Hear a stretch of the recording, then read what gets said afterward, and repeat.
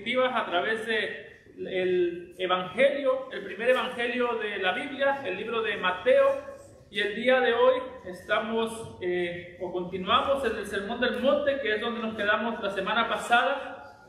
Para quienes nos visitan, nosotros usualmente predicamos la Biblia de manera expositiva, lo que quiere decir que vamos a través de libros enteros de la Biblia, los interpretamos en su contexto y los aplicamos a nuestro contexto. Y el día de hoy vamos a continuar en el libro de Mateo, capítulo 5, y vamos a estar viendo los versículos 17 al 20. Mateo, capítulo 5, versículos 17 al 20, y cuando lo tengan, si pueden ponerse sobre sus pies y responderme con un fuerte amén. Amén. Amén. Mateo, capítulo 5, versículos 17 al 20, dice la palabra de nuestro Dios. No penséis que he venido para abrogar la ley o los profetas. No he venido para abrogar, sino para cumplir. Porque de cierto os digo que hasta que pasen el cielo y la tierra, ni una jota, ni una tilde pasará de la ley, hasta que todo se haya cumplido. De manera que cualquiera que quebrante uno de estos mandamientos muy pequeños, y así enseñe a los hombres, muy pequeño será llamado en el reino de los cielos. Mas cualquiera que los haga y los enseñe, éste será llamado grande en el reino de los cielos. Porque os digo que si vuestra justicia no fuere mayor que la de los escribas y fariseos, no entraréis en el reino de los cielos. Vamos a orar. Amado Padre, Señor, te damos gracias por nuestro Salvador. Gracias, Señor, porque Él se hizo carne, y cuando se hizo carne se identificó con nuestra humanidad. Gracias porque el Señor fue a la cruz, y cuando fue a la cruz se identificó con nuestra pecaminosidad. Señor, venimos ante ti reconociendo que es por la obra de Jesucristo que podemos estar el día de hoy de pie. Señor, por ti y tu misericordia no hemos sido consumidos. Y no solamente no hemos sido consumidos por tu misericordia, Señor, sino que a los que creen en tu Hijo, tú has prometido que jamás serán consumidos por tu gracia. Gracias, Señor, porque podemos dormir tranquilos, podemos descansar tranquilos, sabiendo que aunque la vida no es lo que debería, sabiendo que aunque estamos muchas veces rodeados de problemas, aún ahí, Señor, estamos en paz para contigo por medio de Jesucristo. Ese es el regalo, y por eso estamos aquí, Señor. Ayúdanos a entender este pasaje. Te ruego para que si hay alguien que está aquí confundido en cuanto a este tema y está llevando una carga que no debería, si está tratando de llevar la carga que Jesucristo llevó al Calvario, que tú la quites de sus hombros, Señor. Y también que si hay alguien aquí que lleva con su pecaminosidad una carga de condenación, Señor, que también tú quites esa carga de condenación y por medio de la fe en Jesucristo le des salvación. Te lo rogamos en Cristo Jesús. Amén. Pueden tomar asiento, hermano. Cuando llegamos a este pasaje en el libro de Mateo, o a este pasaje en el sermón del Señor Jesucristo, una de las cosas que nosotros podemos ver es que aunque hemos venido viendo la manera en la que el Señor Jesucristo describe los discípulos y los ciudadanos del reino, el versículo que acabamos de leer o los pasajes que acabamos de leer funcionan como un tipo de puente entre el tema de la semana pasada y los temas que van a venir la semana que entra.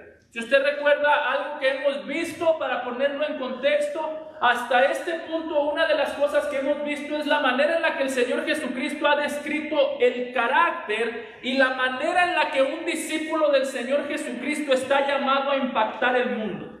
Vimos la semana pasada que describió a los discípulos como la sal de la tierra, como la luz del mundo, y básicamente lo que eso nos enseña es la manera en la que el cristianismo ciertamente es algo que sucede dentro de nuestro corazón. Ciertamente el cristianismo es algo interno, pero al mismo tiempo es algo que tiene consecuencias o que impacta a la gente de manera externa. Es decir, cualquiera el día de hoy puede decir, yo de manera interna soy cristiano, y gloria a Dios por eso. Cualquiera el día de hoy puede decir, nadie puede ver mi corazón y saber si yo soy cristiano o no. Y ciertamente hay un aspecto de verdad ahí. Sin embargo, cuando se trata del cristianismo, cuando Jesús nos describe como la luz del mundo, Jesús mismo ha dicho, la luz es algo que alumbra dentro de nuestros corazones. La luz del evangelio alumbra adentro, pero se nota por fuera. Es decir, Jesús ha dicho, ustedes están en el mundo y el mundo se tiene que dar cuenta que ustedes están ahí. ¿Qué quiero decir con esto? Ustedes como cristianos están en el mundo. Yo no los saqué del mundo. En Juan 17 Jesús dice, yo no te pido, Padre, que los saques del mundo, sino que los libres del maligno. Y es como si Jesús dijese, ustedes están en el mundo. Y en un sentido, la única manera en la que sabemos que estamos viviendo de manera fiel es que el mundo se da cuenta que nosotros estamos aquí. Por nuestras obras, por nuestra manera de vivir, por la manera de hablar, por las cosas que hablamos, por las cosas que no hablamos, por lo que hacemos o lo dejamos de hacer. Es decir, así como la luz se vuelve evidente en medio de las tinieblas, el cristiano se vuelve evidente en medio del mundo caído. Sin embargo, para este punto, podríamos decir que el Señor Jesucristo ha estado describiendo el impacto que sus discípulos deben de dar en el mundo. Para comenzar, en este punto comienza a describir ahora la relación que sus discípulos tienen que tener con la palabra de Dios. Escúchelo muy bien. La semana pasada, el impacto de los discípulos en el mundo. Yo espero que haya quedado claro que tenemos que impactar este mundo. Este mundo no puede vivir sin que se dé cuenta que estamos presentes. Sin embargo, el día de hoy pasa de decir, así quiero que ustedes impacten el mundo, para decir, así quiero que ustedes se relacionen con mi palabra, con la palabra de Dios. Y que dicho sea de paso, esto ya es un tema de vida o muerte. Porque una cosa es decir que yo sé que la Biblia es la palabra de Dios, y una muy distinta es decir que yo sé utilizar la palabra de Dios. ¿No le ha pasado que usted conoce mucha gente que si usted les dice, inclusive no creyentes, hey, la Biblia es la palabra de Dios? Y yo he visto muchos incrédulos que dicen, yo creo que sí, pero ¿saben utilizarla? No. Y lo triste no es que muchas veces los incrédulos no sepan utilizarla. Lo triste es que muchas veces los cristianos pueden decir, yo sé que la Biblia es la palabra de Dios, sí, pero ¿sabes utilizarla? No. Una persona que sabe que la Biblia es la palabra de Dios y no sabe utilizarla, puede llegar a ser una persona muy peligrosa, extremadamente peligrosa. Es como si usted le da, y el ejemplo va a ser un poquito raro, pero no lo tome personal. Una vez yo miré, para no poner ejemplo mejor, una vez yo miré un video en el que, no sé si usted lo ha visto en internet, hay un mono, como un changuito, le decimos en México, un mono que trae una arma, una ametralladora en las manos, y está jugando con la ametralladora y de pronto empieza a disparar para todos lados. Es decir, el mono sabe que la ametralladora es una ametralladora, quién sabe, pero no sabe usarla, y eso es peligroso. De esa misma manera, sabes que la Biblia es la palabra de Dios, sí, pero sabes utilizarla, no, eso te hace peligroso. Pablo lo dice en 1 Timoteo 1:8 cuando dice, pero sabemos que la ley, la palabra de Dios, es buena si uno la usa legítimamente.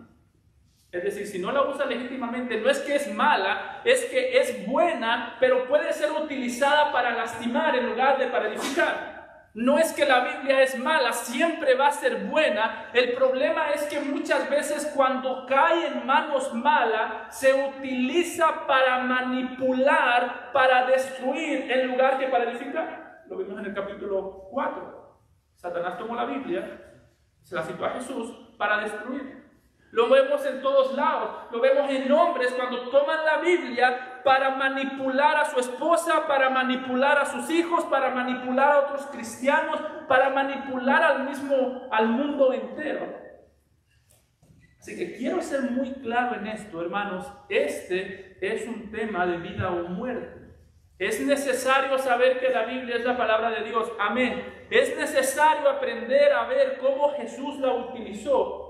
Amén. Así que vamos a ver dos maneras en las que Jesús describe y la manera en la que Jesús utilizó la palabra de Dios, el Antiguo Testamento, la ley de los profetas.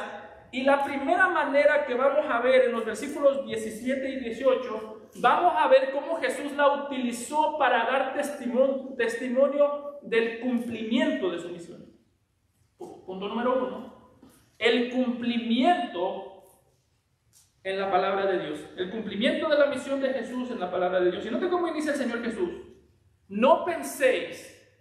Aquí lo que Jesús está haciendo es decirnos, antes de decirles cómo se utiliza la Biblia, les voy a decir cómo no se utiliza. No penséis que he venido para abrogar la ley o los profetas. No he venido para abrogar, sino para cumplir. Jesús está a punto de describir el rol de la ley, el rol del Antiguo Testamento en la vida de un creyente. Sin embargo, lo primero que hace Jesús en este pasaje, como mencioné, no es decirnos para qué sí es o qué sí es la ley, sino decirnos qué no es la ley. Es decir, lo primero que hace Jesús es decir, les voy a decir la verdad acerca de la Biblia, acerca de la ley. Pero lo primero que ustedes deben saber cuando vean el Antiguo Testamento es tener claro que yo he venido y mi misión no es de descontinuar, mi misión no es destruir el Antiguo Testamento. Es decir, lo que Jesús está diciendo es, lo primero que ustedes deben mostrar o deben entender es que mi mensaje y mis obras no son contrarias al mensaje y las obras del Antiguo Testamento. ¿Alguna vez usted ha escuchado personas que dicen que en el Antiguo Testamento Dios era más enojón y en el Nuevo Testamento es más tranquilo? Que dicen, en el Antiguo Testamento, el Dios del Antiguo Testamento por todo destruía a la gente. El Dios del Antiguo Testamento por todo se enojaba, por todo era más severo. Y dicen, el Dios del Antiguo Testamento vino a arreglar lo que estaba mal en el Antiguo Testamento. ¿Sabe que esa postura tiene mucha lógica, pero no es verdad? Jesús mismo está diciendo, no me vean a mí como alguien que vino a destruir la ley. No me vean a mí como alguien que vino a darles otra imagen más bonita de Dios. No me vean a mí como alguien que está en desacuerdo con el Antiguo Testamento, porque Jesús está diciendo, no hay ningún problema que yo pueda ver en el Antiguo Testamento. Que dicho sea de paso, cuando usted escucha a un predicador justificando a Dios en el Antiguo Testamento, sálgase de esa iglesia. ¿Sabe por qué? Cuando usted escuche a un predicador decir, sí, es que ahí había juicios de Dios, pero es que en realidad no eran tan feos. Hermano, los juicios de Dios en el Antiguo Testamento eran horrendos. Dios en realidad mató mujeres, niños, niñas, ancianos. Dios en realidad trajo juicios, y el punto de esos juicios no es que nosotros digamos qué severo y qué malo es Dios. El punto de esos juicios es que la gente pueda decir qué horrible y severo y qué horrendo es el pecado delante de Dios. Amén. ¿No le ha pasado que muchas veces la gente dice qué horrible es Dios? Ni nunca qué horrible es el pecado. Qué horrible son los juicios, y nunca qué horribles son las ofensas. Es lo que hizo el primer asesino en Génesis 4, cuando Dios le puso el castigo, cuando Dios le puso el juicio a Caín. Caín dijo, tremendo o qué juicio tan grande me ha dado Dios para ser soportado. No dijo qué feo es mi pecado, qué feo es el asesinato. No, él dijo qué feo es el juicio. Esto es el paso. Si tú estás aquí, lo que a ti te asusta de Dios son sus juicios y no la gravedad de tu pecado. Ten mucho cuidado. Porque cuando entendemos lo grave que es el pecado, el juicio es fácil de ser entendido. De hecho, la pregunta no es ¿por qué los juicios de Dios son tan severos? La pregunta es ¿por qué yo no me encuentro bajo el juicio de Dios el día de hoy si merezco ese juicio por lo horrendo de mi pecado? Lo primero que Jesús está diciéndonos en este versículo o en este pasaje es: no me vean a mí como alguien que está en contra del Dios del Antiguo Testamento. Cuando Dios destruyó Sodoma, yo no estaba en contra de eso.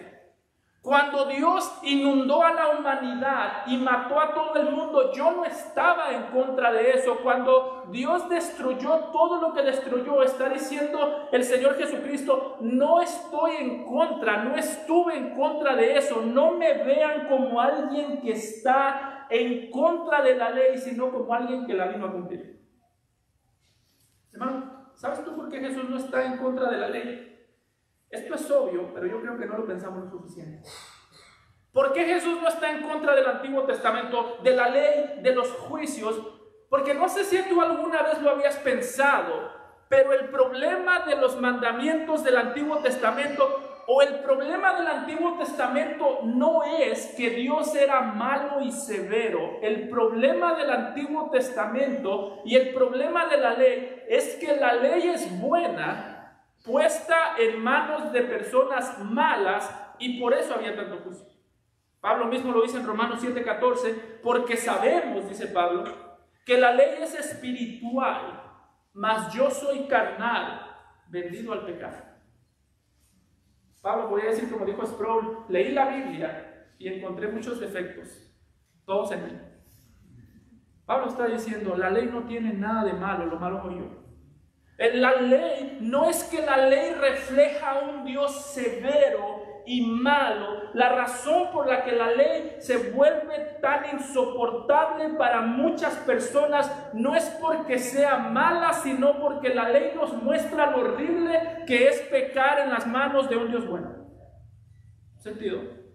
El problema de la ley, hermanos, no es que nos dice Dios es malo. El problema de la ley es que nos dice tú eres malo. El problema de la ley no es que nos muestra a un Dios que está cargado de coraje o a un Dios que está cargado de resentimiento. El problema con la ley es que la ley es buena y a nosotros nos incomoda porque a nosotros nos encanta jugar con lo malo. Ese es el problema. La ley nos dice lo que es bueno y ese es el problema, que a mí no me gusta lo bueno. Muchas veces parte para crecer es entender eso. Es entender que el problema que nosotros tenemos con la Biblia es que la Biblia siempre nos va a decir aquello que es bueno. Pero ¿sabes cuál es tu problema? Tú y yo amamos, nos gusta jugar con lo malo y nos gusta justificar lo malo.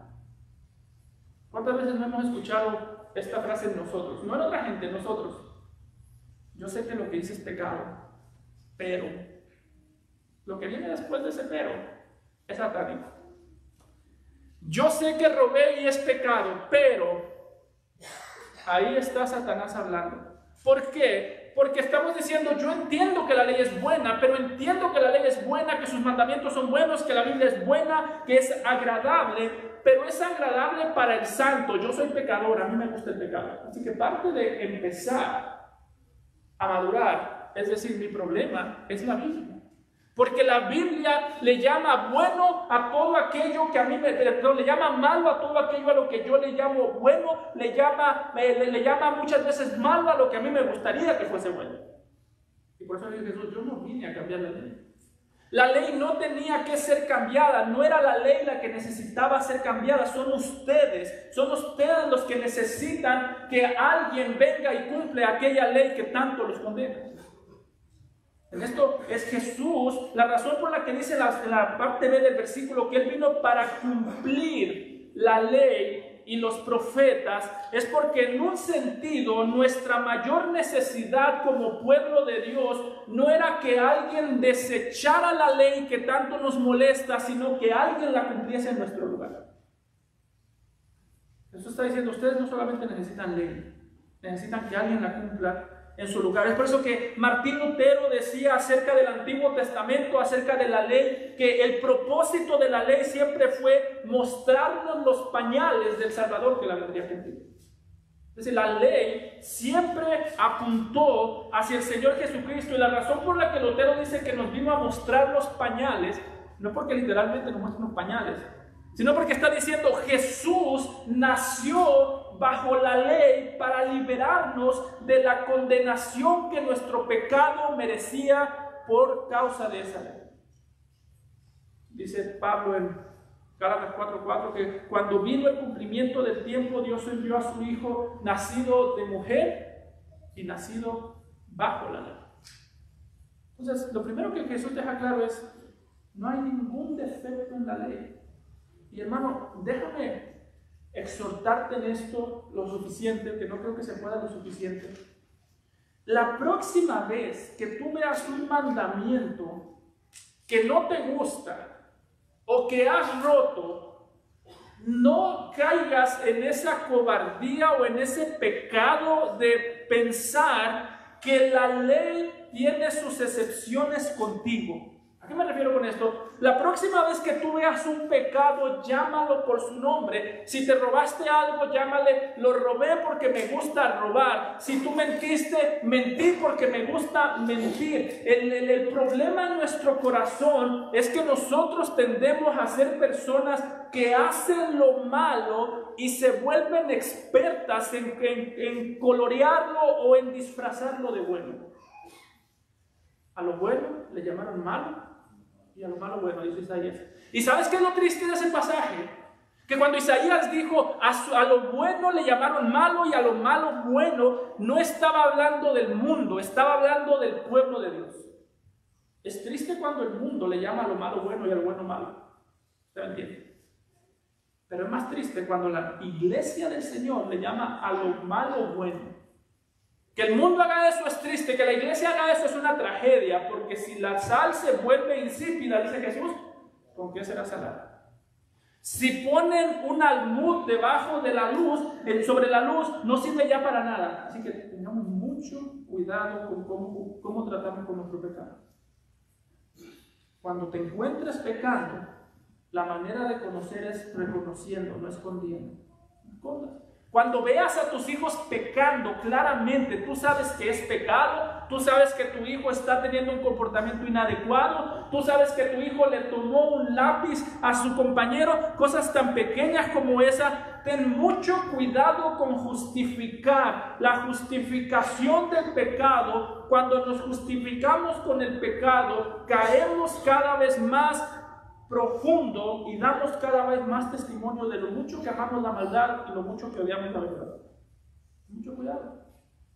No es tiempo de justificar y de excusar. En este pasaje Jesús dice: yo vine a cumplirla. Y hermano, el hecho que diga que vino a cumplirla es importante. Ponga mucha atención aquí. Es importante porque Jesús sí está diciendo que Él vino a cumplirla. Por tanto, la ley es buena, por tanto es útil, por tanto no debe de ser desechada. Sin embargo, cuando Jesús la cumplió, algo que debemos entender es que después del cumplimiento de Jesús de la ley sigue siendo buena, pero la manera en la que nosotros nos relacionamos con la ley es diferente. Yo quiero ser claro. ¿Por qué el día de hoy no tenemos un tabernáculo? Porque Jesús ya cumplió. ¿Por qué el día de hoy no tenemos sacerdotes como en el Antiguo Testamento? Porque Jesús ya lo cumplió. ¿Por qué el día de hoy no vinimos todos con un cordero para sacrificarlo? Porque ya el cordero murió. Así que algo que debemos entender es: la ley ha sido cumplida, no debe de ser desechada. Sin embargo, la manera en la que nosotros nos relacionamos con la ley cumplida es muy diferente a la manera en la que los israelitas en el Antiguo Testamento se relacionaban con la ley antes de su cumplimiento. De hecho, note que cuando se habla de la ley, del Nuevo Testamento, de la obediencia, más que invitarse a los cristianos a obedecer la ley de Moisés, se les invita a obedecer la ley del Señor Jesús. Dice Pablo en Gálatas 6:2, sobrellevad los unos las cargas de los otros y cumplir así la ley de Cristo. Lo que está diciendo Pablo aquí hay una diferencia entre la nación del Antiguo Testamento y nosotros. Antes de la diferencia es que antes del cumplimiento de la ley, antes de que Jesús viniese a cumplir la ley, los israelitas venían al templo para adorar al Señor, esperando que se cumpliera la ley. Se sometían a Moisés como aquel que dio la ley. Nosotros el día de hoy nos sometemos a Jesús como aquel que cumplió la ley. En el Antiguo Testamento venían, como menciono, con un cordero para adorar al Señor, esperando que llegase el que iba a cumplir la ley. Venían con un cordero para esperar al Salvador prometido. Nosotros venimos como la casa de Dios por causa de aquel que ha cumplido la ley. Dice el autor de Hebreos en Hebreos 7:12, porque cambiado el sacerdocio, dice, necesario que haya también cambio de ley. ¿Se nota? Cambiado el sacerdocio. Cuando se cambia el sacerdote, con el sacerdote cambia la ley. ¿Quiere decir eso? Que no, la ley no es importante, no. El Antiguo Testamento es importante, sí, pero quiere decir que nos sometemos al Antiguo Testamento como lo hacían los judíos de la misma manera, no.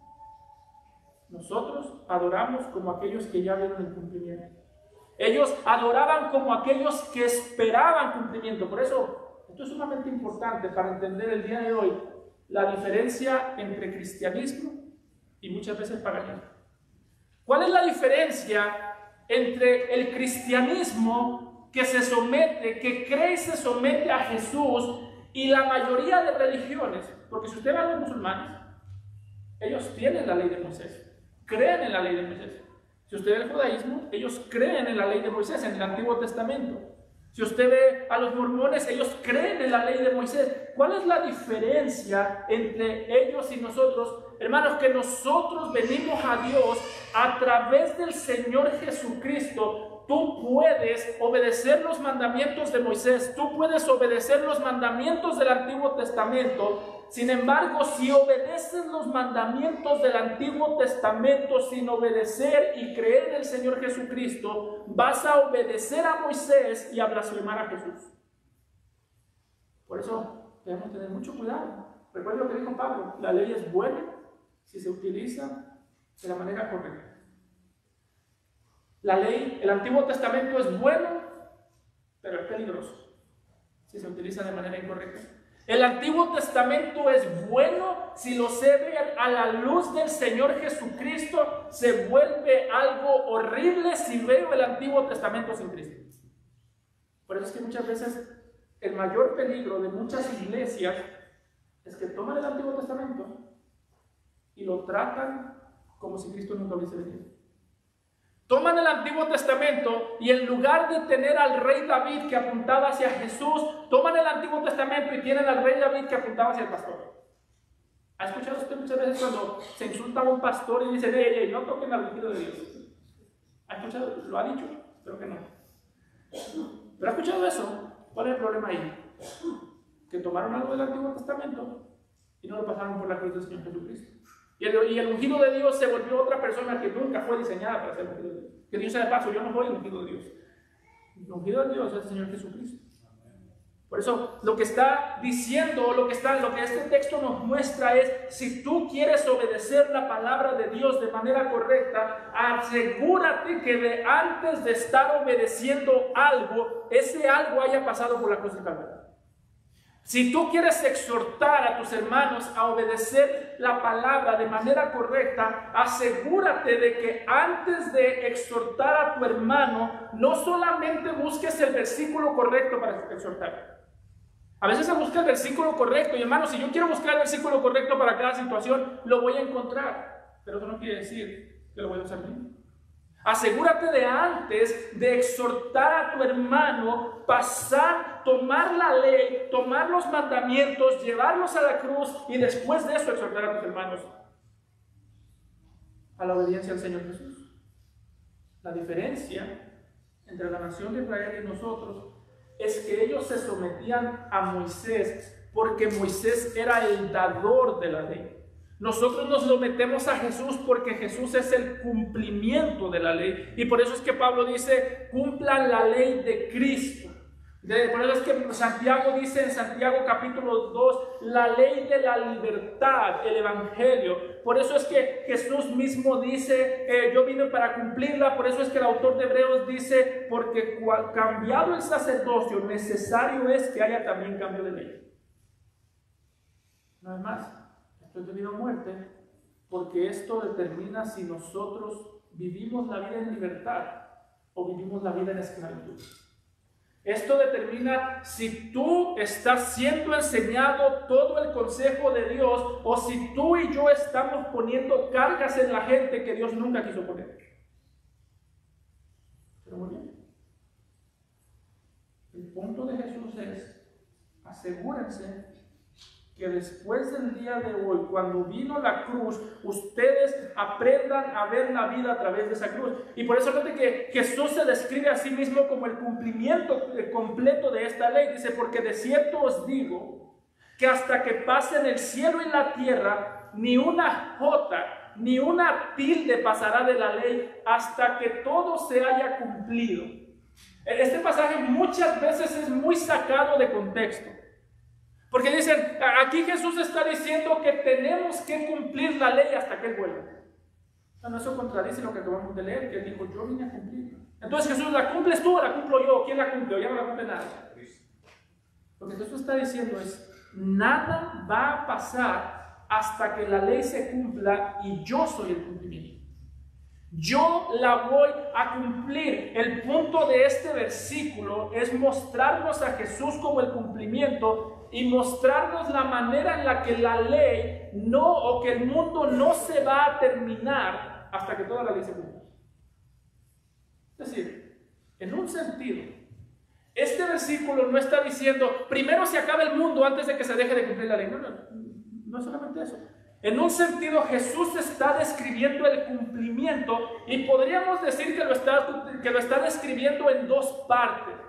Ya antes ha venido para cumplir la ley, la cumplió en su obediencia, la cumplió en la predicación, la cumplió en la cruz del Calvario, pero al mismo tiempo ya después vendrá para terminar de cumplir la ley cuando todo esto se haya acabado. Note nuevamente, dice, hasta que pasen el cielo y la tierra, ni una jota, ni una tilde pasará de la ley hasta que todo se haya cumplido. ¿Qué está diciendo el Señor Jesucristo? El día que la ley se cumpla será aquel día que yo venga, aquel día que yo vuelva en el futuro y el cielo y la tierra pasen.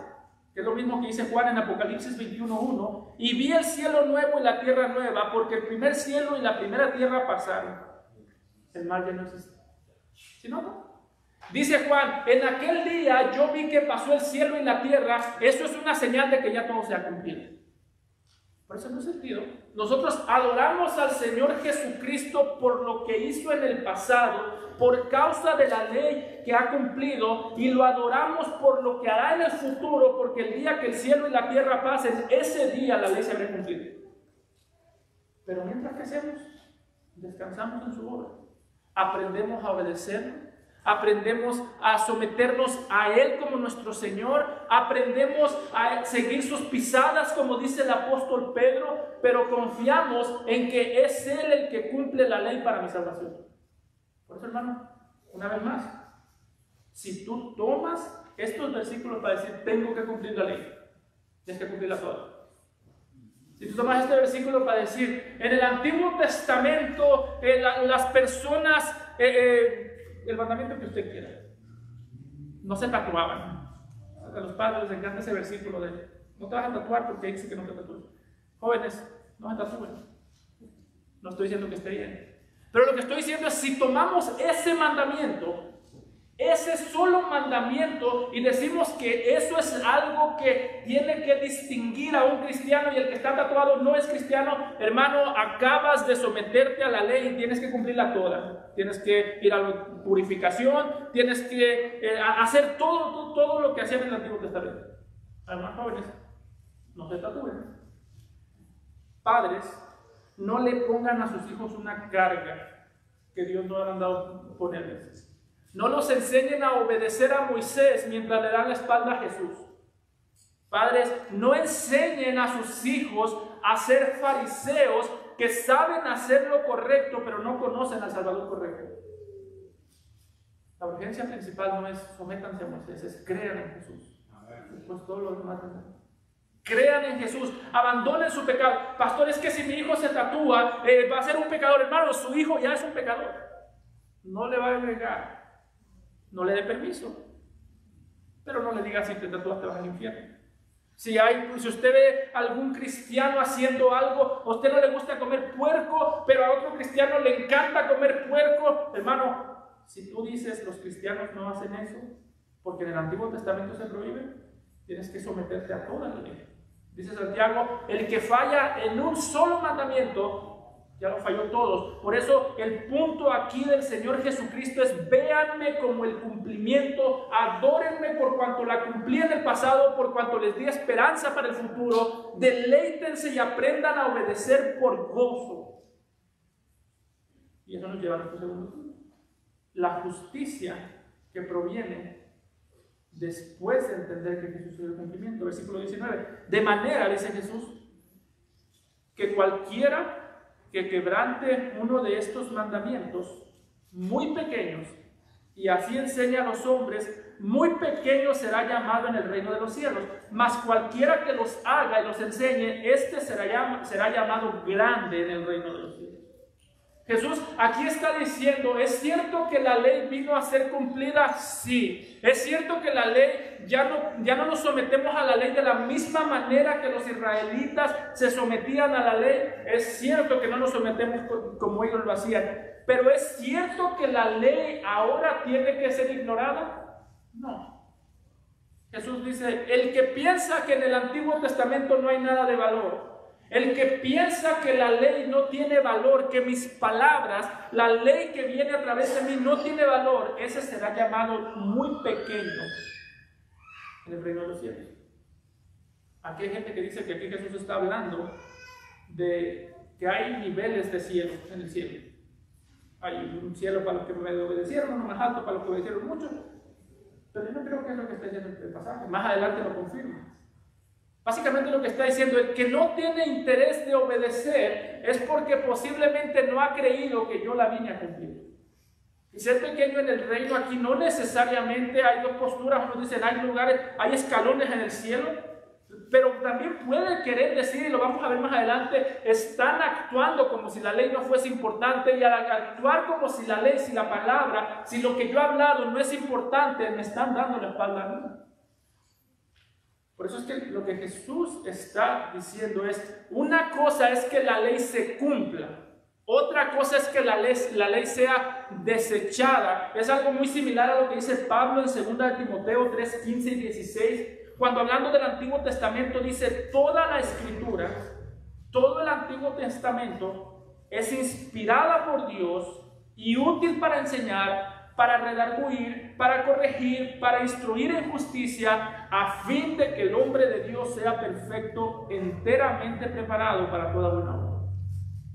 ¿Sabe lo que está diciendo Pablo a Timoteo en este contexto? Está diciendo: Timoteo, recuerda que la palabra de Dios, el Antiguo Testamento, es palabra de Dios. Y le está diciendo a Timoteo: Timoteo, más te vale a ti como pastor que la entiendas. Más te vale a ti como pastor que seas diligente para estudiarla. Más te vale a ti como pastor que seas diligente para entenderla, aprender a utilizarla y exhortar con ella. Que dicho sea de paso, Pablo aquí pone un peso sobre los pastores. Dice: están tratando con la palabra de Dios, más te vale tener la diligencia para estudiarla, y si no tienes la diligencia para estudiarla, no tengas el descaro para enseñarla. Lo que está diciendo Pablo es lo que está diciendo Jesús. En un sentido, la misma diligencia que Jesús tuvo para cumplirla es la misma diligencia que nosotros debemos tener para estudiarla y para enseñarla. Eso le dice Pablo a los pastores. Pero hermanos, ese es el llamado para todos nosotros. Si Jesús estuvo dispuesto a sangrar por la ley para cumplirla, tú deberías estar dispuesto a sangrar para entenderla, para utilizarla de manera correcta, a fin de que el hombre de Dios sea perfecto, enteramente preparado para toda buena obra. ¿No sé qué es lo que dice? la ley y el Antiguo Testamento y toda la Biblia es el instrumento de Dios para preparar, para dar a conocer y para preparar el corazón de todo aquel que está creciendo en la salvación. Y es lo que está diciendo Jesús: el que aprende a hacer eso, aprende a crecer en la salvación. Dice: el que vive rechazando los mandamientos, el que vive rechazando mi palabra, ese hay que verlo con mucha duda. Tengan mucho cuidado. Tengan mucho cuidado, porque una cosa es que tú me digas: mi relación con Dios está excelente. ¿Cómo está tu relación con la palabra? No, con la palabra no está tan bien. Hace poco escuchaba un pastor que él decía: mi relación con Dios es excelente, con Cristo, no con ni siquiera Dios. Digo, mi relación con Jesús es excelente, pero a mí no me gusta ese papa de papel. Es decir, me gusta Cristo, pero no me gusta su palabra. Y Cristo está diciendo: cualquiera que no presta atención a mis palabras, muy pequeño será llamado en el reino de los cielos. Muy pequeño, una persona sin interés. Por eso, hermano, la característica principal del ciudadano del cielo no es que tú quieres llegar al cielo para poder ver la palabra de Dios, para poder honrar, para poder obedecer. La característica principal de que quieres llegar al cielo es que desde ahora quieres obedecer.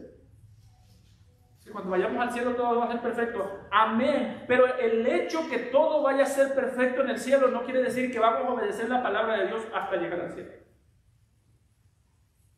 Quizás tú y yo nunca hemos ido al cielo, pero cuando obedecemos la palabra de Dios es como si el cielo viniera a nosotros. ¿Qué es lo que va a pedir Jesús más adelante que oren sus discípulos? Hágase tu voluntad, así en la tierra como en el cielo.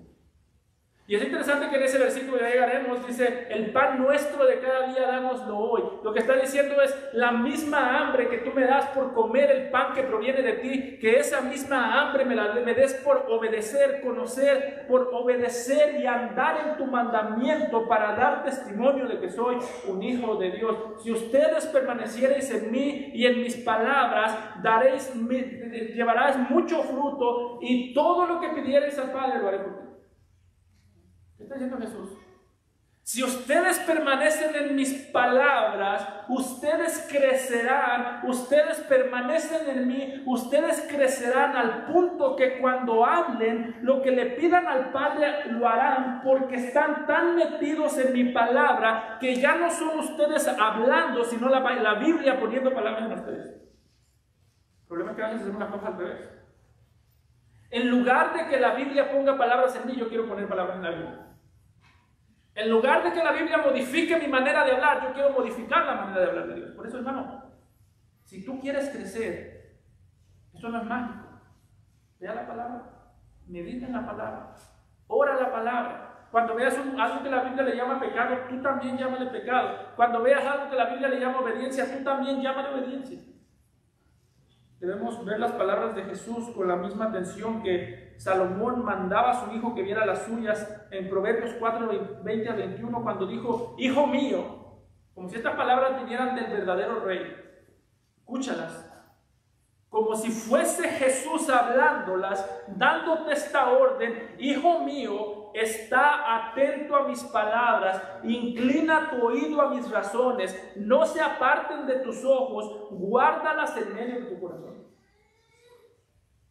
¿Ve cuántos verbos utiliza para decir una cosa? Obedece. Dice: inclina mis palabras, inclina tu oído a mis razones, no se aparten tus ojos. Lo que está diciendo Salomón a su hijo, y que debemos aplicar esto a las palabras de Jesús, es: asegúrate que a la hora de obedecer estés obedeciendo porque miraste la palabra, porque abriste tus oídos, porque abriste tu corazón y quedaste tan movido de tal manera que estás tan saturado de la palabra que no te queda otra opción que obedecer. Eso es lo que está diciendo Jesús. De esa manera se trata mi palabra. Es que no crezco, pastor.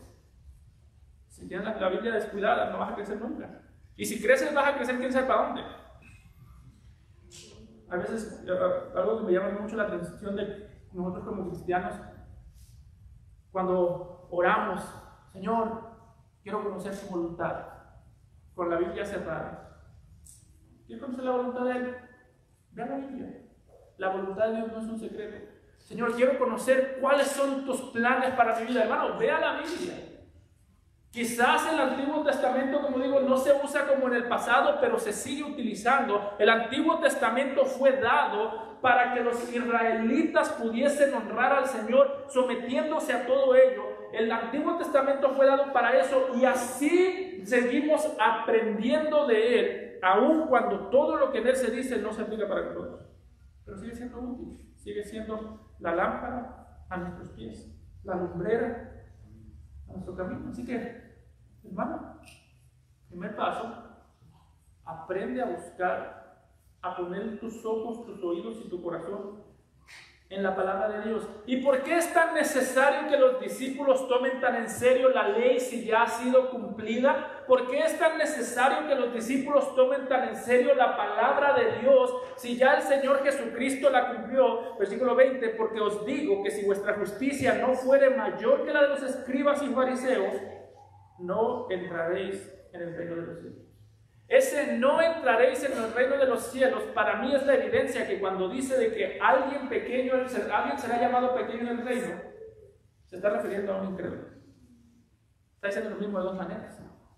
Está diciendo Jesús, los pequeños, aquellos que no me ven a mí como el cumplimiento, aquellos que no han creído en mí como el cumplimiento, no entrarán en el reino de los cielos. ¿Y quiénes son esos pequeños? Posiblemente los fariseos y los escribas.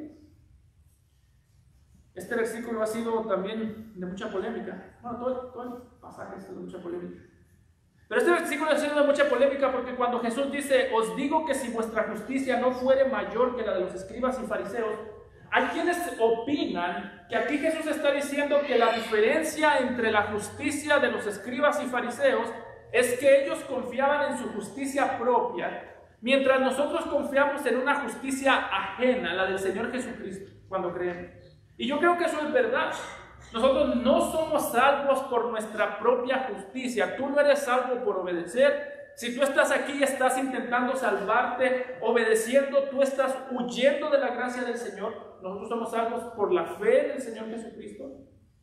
Sin embargo, cuando Jesús dice que si nuestra justicia no fuese mayor que la de los escribas y fariseos, no quiere decir solamente que debemos asegurarnos de que confiamos en Jesús para ser salvos. Eso es parte de él. Pero la diferencia entre un discípulo del Señor Jesucristo y un escriba o un fariseo es que los discípulos del Señor Jesucristo obedecen de adentro hacia afuera, mientras que los fariseos obedecen de afuera y nunca hacia adentro. ¿A qué me refiero con esto? Jesús mismo lo dice en Mateo 15:8. Cuando habla de los fariseos, ¿cuál era el problema de los fariseos? ¿Cuál era la falta de los fariseos? Versículo de Mateo 15:8 dice Jesús, este pueblo, los fariseos, de labios me honra, mas su corazón está lejos de mí. Está diciendo, el problema de los fariseos es que tienen mucha obediencia y poco corazón. Es decir, si usted hablaba con un fariseo, usted iba a decir, wow, esta es la persona más madura del mundo. Cuando los escuchaba cantar, alabar al Señor, o cuando los veía obedecer, usted diría, wow, estos de verdad que son la élite del cristianismo. De hecho, había un dicho en aquel tiempo, dicen algunos comentaristas, que había un dicho que decía que si dos personas se iban a entrar al cielo, uno iba a ser un fariseo y el otro un escriba. Solo esos dos. Y Jesús está diciendo, no, los únicos que no van a entrar son los que parecen fariseos y escribas. Lo que está diciendo Jesús es, ¿en qué sentido nuestra justicia debe ser mayor a la de los escribas y fariseos? No solamente que sabemos obedecer la verdad, sino que queremos obedecer la verdad. Hermano, usted esta pregunta, ¿tú quieres obedecer? ¿Quieres obedecer la palabra de Dios? Lo que está diciendo Jesús es, lo que distingue a mis discípulos del resto no es que saben hacer lo correcto, Cualquiera sabe hacer lo correcto. Satanás sabe hacer lo correcto. En ocasiones hace lo correcto. Dice Pablo en 1 Corintios que aún Satanás se disfraza de hombre, se disfraza, de ángel de luz. Aún Satanás hace buenas obras. Aún los falsos maestros hacen buenas obras. Por eso les llama lobos vestidos de ovejas. Porque por fuera parecen que ofrecen mucho, por dentro están muertos, son sepulcros blanqueados. Lo dice Jesús. Está diciendo Jesús, la diferencia entre mis discípulos y los fariseos es que para mis discípulos la obediencia es un gozo y el pecado es un peso. ¿Escuchó muy bien? La obediencia es un gozo y el pecado es un peso. Mis discípulos se quejan y se duelen por el pecado y anhelan la obediencia.